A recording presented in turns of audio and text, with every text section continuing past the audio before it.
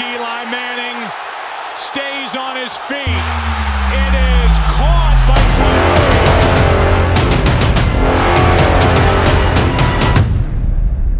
Tyree. Welcome to Catch the Moment podcast. It's your boy, David Tyree, checking back in with you. Want to thank you for tuning in week in and week out, and I need you to stay dialed in. For more information, you can find us everywhere: YouTube, Apple, Spotify, and please check in at the website, www.davidtyree85.com for more updates. But the hotness is here. So listen, here's what we're doing today. It is a solo mission, but I promise to deliver the diamond because that's what you're here for. Week in and week out, what are we doing? We're going through the process, the pain points, the journey. And a few weeks back, I opened up a little something. I tried to deliver some value with our Transition Toolbox. So I'm going to unpack this toolkit in a way where you can understand a little bit more, a little deeper, the 4 things that I talked about. What was the first thing that I discussed? I can promise you, if you book me to come in and deliver the diamonds, I'm probably going to talk about humility. Why? This is the leadership virtue. This is the personal virtue that really gives life to every internal attribute that, think about your core competencies and what you're making up that is defining you as a person. You probably need to slide a little dose of humility in there. We call it humble pie, right? Stay humble and hungry. These are the grit factors that allow us to attain success and reach that moment of significance that every single one of us is searching for. So that's where we're going today. We're going to look at humility. What is it? Why is it is it something that we really desire? I think that's something you actually have to ask yourself. Research, I'm going to get into a little bit of deliverables. I even did a little research here, guys. I actually have a little bit of experience myself and why this has been really, really powerful for me, but I actually got some nuggets to deliver. So, first thought I really want to leave you with, right? So no matter where you go and what you've accomplished in your life and what your goals are, you're always going to be a piece of the puzzle. Right, so I'm an old school cat. Yes, I did. Part of my childhood actually had jigsaw puzzles, and I think we all see the picture when it comes to the jigsaw puzzle. And me and my family, we like to do 1,000-piece puzzles. If I get away with the kids, I'm like, get your behind over here and be bored with me doing this puzzle. But the beauty of a puzzle is the time that it takes and how every piece. The worst thing that you could do is spend hours putting a puzzle together and there's a missing piece. The picture is flawed. That's what you'll find is all that effort, time, and the beauty and the time that it took to bring forth this entire big picture. So what is that saying about us in our team, within our company, within our family, within our relationships? No matter what you've done or accomplished, you'll always be one small piece of the big picture. So that is really what I want you to think about. And why the value of humility, why the value of this virtue is so integral when you're thinking about any area of life, leadership, and how we're progressing as individuals. This is so powerful. So what is it? I'm going to, kind of give you 3 ways that you can characterize humility, because it's this virtue that everybody wants to have that I think we do see some of the value in, but it's not like this. It's not natural. Right, I can be honest with you. It's natural to have a desire to be successful. It's natural to have a desire to want to win. It's natural for those things. It's not natural to prefer others. So humility can be characterized with 3 things. First is high self-awareness, right? High self-awareness, having a general understanding of your strengths, weaknesses, liabilities, all those things. But I've mentioned this in the past. We can't be the sole evaluator of our own self-awareness. That's the first thing, high self-awareness. The next is showing appreciation for others, right? Recognizing the people within your life, within your world ecosystem, wherever you are, and appreciating them, ascribing some proper value to them as individuals. The third thing is emphasizing a culture of learning, or what our professionals in the marketplace call a growth mindset, meaning having a steady hunger to learn and grow. And I think growth is really just an indicator of being alive. Obviously, if we're not intentional about growth as we mature, then we have the ability to stagnate, and we just, we can be like dinosaurs. If we don't evolve, if we don't grow, if we don't learn, then we stagnate and our value diminishes over time. So we call that a growth mindset. And that's, if you put that little hodgepodge together, we can really grab hold of these general attributes of humility, right? So now, what happens and what of I don't want to call them misconceptions, because I think as humans, we're all having experiences, right? Everybody's having experience.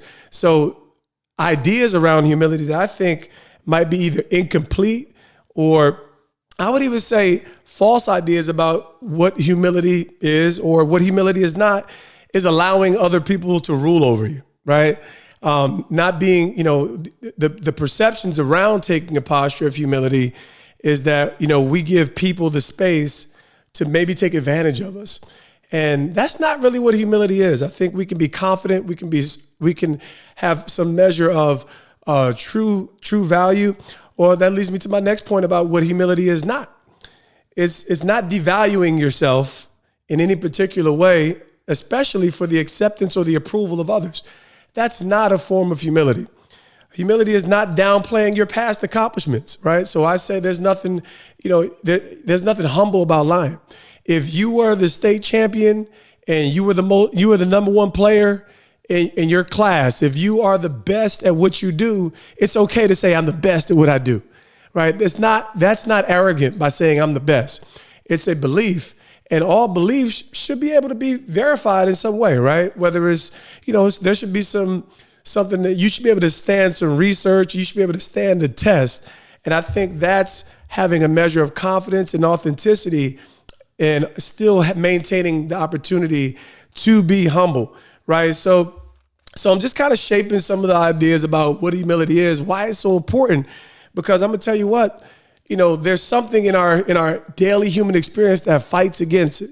There's this cool thing that anybody who reads or is kind of looking to grow in any way understands the human experience is that we have needs. Our needs are great, right? And that's the reason why I talk about humility, because humility is what anchors our pursuit in relation to those needs, right? We have the basic needs like food, water, right? Sleep. Like those, Maslow's hierarchy is an image or, a theory that helps us to recognize the needs of every human in the earth. And I think we all can acknowledge that. So that's the base level needs, man. If I don't eat, nothing else matters, right? That's like integral to my survival. Then there's like the next layer, which are like safety and security needs, right? Like a home, having some finances to take care of my family. And, some of you may have heard or listened, I got a big family. I got 7 kids. That's why I need y'all to subscribe and comment and do all those things on social media.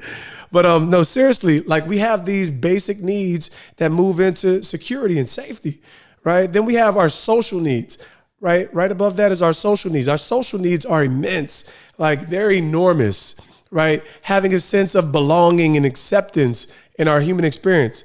Then it's the esteem needs, to be respected, to be valued. So these are there's 5 layers in Maslow's hierarchy. And the highest would be what he would call self-actualization, which kind of gets into the identity, the meaning, and the fulfillment. So I know I'm kind of moving along. I'm moving along pretty fast. And what I find in my personal experience, what I find in my experience with others is not that ego is the enemy, but ego is the recognition that if these needs aren't met, we all have I call it hardwiring. I think that humans are hardwired, and every human is hardwired with the desire to be successful. Every human is hardwired with the desire to belong and to love and be loved. These are some of the hardwiring that Maslow kind of acknowledges. And if we're not getting those needs met, then we can kind of go savage on you. I think the pandemic has revealed not just, I wouldn't even call it a mental health crisis. It reveals our needs and how when our environment shifts, we retreat into some, we have the ability to accomplish great things, do great things. And then humans sadly have the ability to do some really base level things. Like, there's a classic book called Lord of the Flies where, you get to see little kids turn to savages. And I think that if people have, when they're not eating, when they don't have their basic needs, the lowest level needs, then there's the natural desire to choose their own needs at the expense of other people's needs. And this is why humility is a chief virtue amongst all, because it does esteem others sometimes above ourselves, not at the expense, but it places a value upon others where you're actually providing a value that will give you a return on that value that you're investing into others, into your coworkers, into your teams, into your teammates, into your spouses. So humility is a virtue that has endless rewards. So I talked about a little bit about what humility isn't, right? Because we have some misconceptions that people, I'm not going to be taken advantage of, right? Hey, and we're fearful. Like I think we have to be honest as people. Is like, hey, I've been taken advantage of. It sucks. Let me tell you what, it sucks. And when I say taken advantage of, not in an abusive way, but man, this person really didn't have my best interest at heart. As an athlete, within the athlete community especially, you're delivering such a high value, and you're going to need people to, kind of provide some of their skills so that you can focus on your superpower. And, that means you're going to have to trust people to do their job. So I've had some of those sour experiences. And number one, through your journey, your experience, you learn, right? And like I said, the number one of the simplest definitions of humility is to be teachable.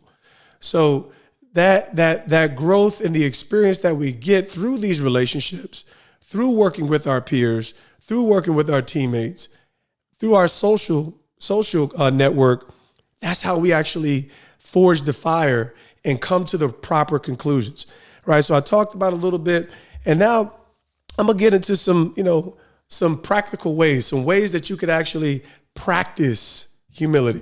Because if I'm saying this is something that you need in your toolkit, how can you strengthen those muscles, right? Like, how can you strengthen the action items that are gonna posture you to maybe be more humble? All right, so here's the first thing you can do. You can ask questions, right? You can ask questions. Everybody is somewhere looking to be valued and maybe offer their information. Everybody's uploading something within our culture and society today. But in the right setting, when you ask questions, you're taking interest in others, right? You're creating a platform that is valuing someone other than yourself, that is giving others the opportunity to add their value, to share their story, perhaps, right? The second thing that we can do is practice the art of listening. This has been a long journey for thine self, right? I'm in a dynamic marriage. I think anyone who is married understands there's a constant rubbing in that relationship that challenges you to be better. And what anchors a marriage is your commitment, right? The whole idea of what makes marriage, so amazing is that there's supposed to be a no quit clause. And I know I could be rubbing a little bit of wrong, I could be upsetting some folks, but that's the whole idea. You're supposed to be in it to win it. The whole idea is like, there's no way out, so I'm more willing to change. And so, I'm only saying that because I had to learn how to listen, man. Yes, I wasn't good. I was not good at it. I wanted to go to sleep, go to practice, calm down, chill out. We all have our pleasures, our getaways. And that was something I had to learn how to give over to my wife. And I benefited from being willing. By valuing my relationship, I say, you know what? I'm just going to listen and make this space for some quality time within this relationship. That's just one example of how you can posture yourself to listen, and it will cause you to be more humble. Number 3 is you can focus on winning people and not winning arguments, right? Focus on winning people and not winning arguments. This is a classic trap within any relationship, And what we have to understand is the big picture is always about how we win, right? So we live in a world of you're either dependent, independent, and what we miss out on is interdependence.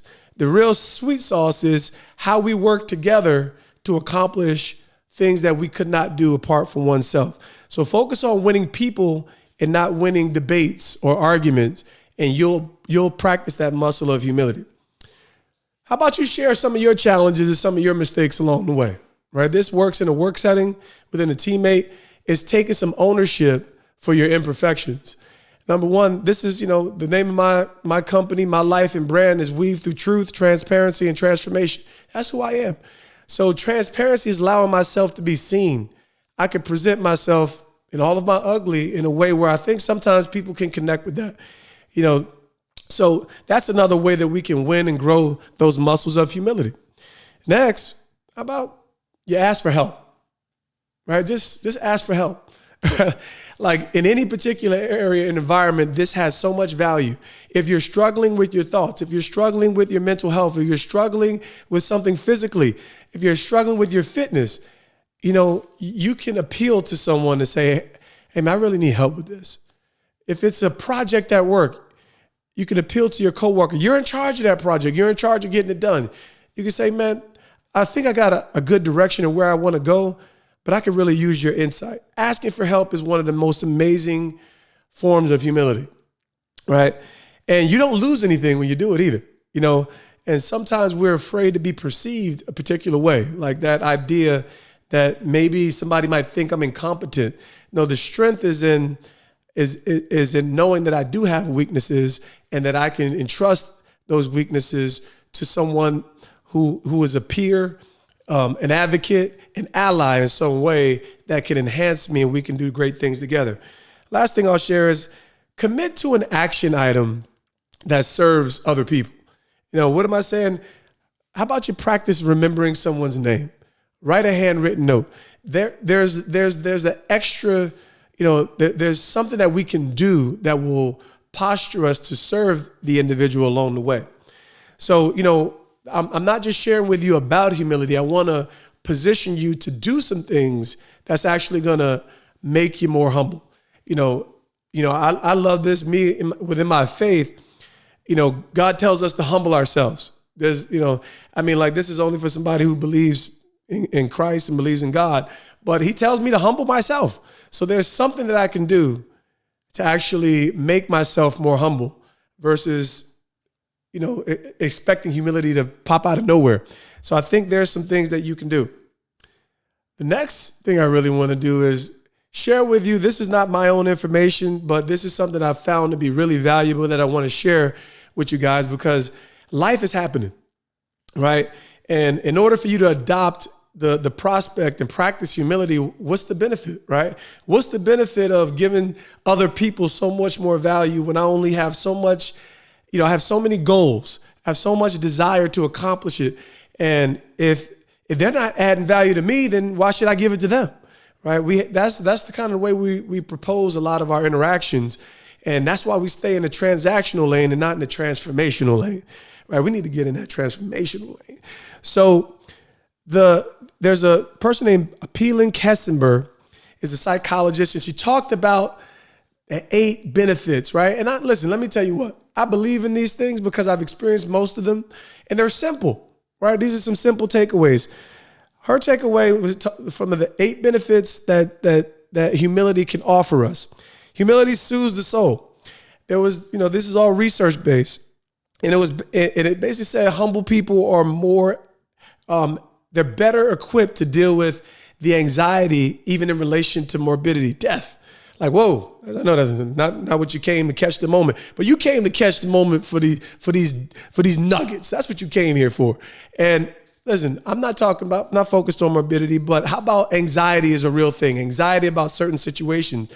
And when we're more self-aware, when we have greater concerns beyond ourselves, and guess what? If you go to the dictionary, you can see that, having a lower sense of self-importance. It doesn't mean that you're just not infatuated with yourself.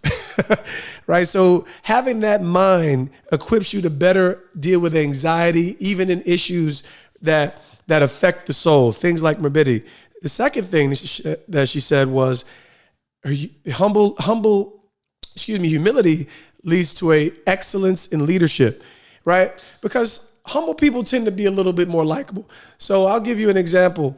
I've never been inclined to like people that I could perceive arrogance with. Now, listen, Michael Jordan is the greatest of all time, but I grew up in that era of basketball. I was a Magic Johnson fan.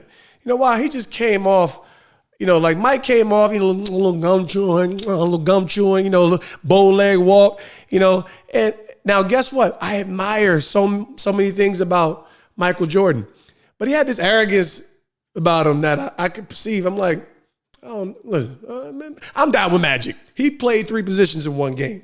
So that's just when you're humble, you can actually be more likable. When you're more likable, people are willing to listen to you better. So even in relation to leadership, it actually boils down to your effectiveness too, because you're modeling something that people can believe in, right? So it actually enhances leadership, humility.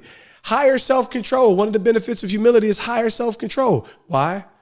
Self-awareness, right? You're like, bruh, I really like ice cream, right? And if I don't know that I really like ice cream, I'm going to eat a little too much ice cream, right? So that's something we really want to be aware of. Is just, hey man, I'm aware of what's going on here, and for that, I'm going to put the measures in place so that I'm disciplined in my pursuits. Discipline is what leads to excellence. We can. If you're a high value guy, if you're a high motivation, you're driven, you might be motivated, but discipline is what anchors long-term success. 4 is humility leads to better work performance. This is all, research-based. They asking people, right? Surveys, get your feedback. It leads to better work performance. This is a cool one, right? So for all my young ones out here listening, humility leads to better grades. Oh, I got lots of kids, right? So if you could just be teachable, if you can listen, right? We talked about these skills. If you could just listen a little bit more to what the teacher has to say, you could perform better. You could perform better in school. I told my kids they all got working brains, so there's no reason why they shouldn't get a dynamic scholarship, because all you have to do is what you're supposed to do. So I try to share these things in a way where what is admirable is attainable, but they have to be teachable, right? They have to be teachable. So this is really imperative. How cool was that? Better grades. Number 6 was people who are humble are actually less prejudiced. And what it amounts to is that, humble people have a low sense of entitlement. I mean, like, you don't feel like the world owes you something, so you actually become more tolerant. I'm not owed the idea that you believe everything I say. I have to earn that, persuade you. I have to live it. Whatever I'm living, whatever I'm proclaiming, that has to be consistent. So I'm actually just as willing to consider your own ideas. So number 6 is we find that humble people who are taking on this attribute of humility, tend to be less prejudiced, right? So when we find one to be less prejudiced, I mean, they're not making presumptuous conclusions about people. They have a low sense of entitlement, meaning like I don't believe anybody owes me anything. I don't believe that the world owes me a large fan base. I don't believe that they owe me their loyalty because I caught a ball on the side of my head. No one owes me anything. I'm earning my right. I'm earning my value every single day. And so we have a low sense of entitlement, and you're more tolerant, you're more considerate of others' ideas, beliefs, and experiences.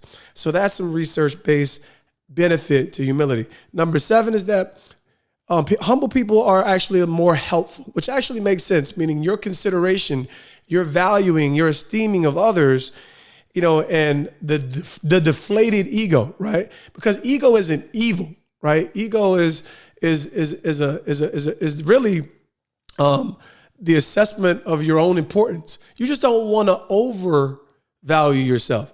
Every year I work with players with the New York Football Giants in player development. So every year we get a new crop of rookies, right? And of course you got your first round pick to your free agents. And because the money, the free agent tends to be more humble by nature. Why? He came in on a $500, $1,000, or $5,000 versus many of our first rounders who earned the right to be paid millions of dollars, right? So they're a little more sober about the possibility of their career not being long. And it may have very little to do with their skills. It's just that when a team invests money into people, they got a lot invested. They want to see them do well. And so those other guys have to have a greater sense of awareness about what opportunities exist and how they're going to find their way onto that team. By nature of their value, right, they have a deflated ego just because of the way they came in, and they can find their lane, right? So back to that point, I'm really talking about the deflated ego. Humble people are more helpful. So, my free agents, they quicker to get on them special teams. They quicker to find creative ways to help the team. So take that metaphor and find out ways to be more helpful. So number 8, and some of the benefits of humility is humble people have better relationships, right? So, and it's just that sense. Think back to what we talked about early on, the 3 components that really, how we characterize humility: high self-awareness, right? Showing appreciation for others, and emphasizing a culture of learning or having a growth mindset. Listen, I think these are things that we have to commit to every single day, but strengthening those action items, right? And being determined to add value in other people's life is what will actually bring us to this crossroad of tremendous relationships. Remember, win people, don't win arguments. Because when you win people, and not with your own selfish motives to gain, when you're genuine, when you're authentic in your approach, when you win people, then they're more willing to provide some of the resources that they have to offer. If you go straight for the resources, it's hit or miss, right? You're not a priority. But when people recognize that you're authentic in your approach and you're not full of yourself, right? You're not full of yourself. You're not Mr. Balloon Head. You're not a hot air balloon who feel like you're going to go take over the world by yourself and on your own accord. But when you're that piece of the puzzle, it's that humility in action. It's powerful. It's confidence. It's assurance that I'm valued and I have enough to offer, right? I have enough to offer within myself and maximize these relationships. So those were 8 things. Those were research. I thought they were tremendous. I hope they add value to you. So remember, humility was the first piece of our transition toolkit. Stay tuned because there's more to come. Life is constantly moving. We need to be anchored in who we are every single day along that process, along that journey, right? Because life is swinging blows.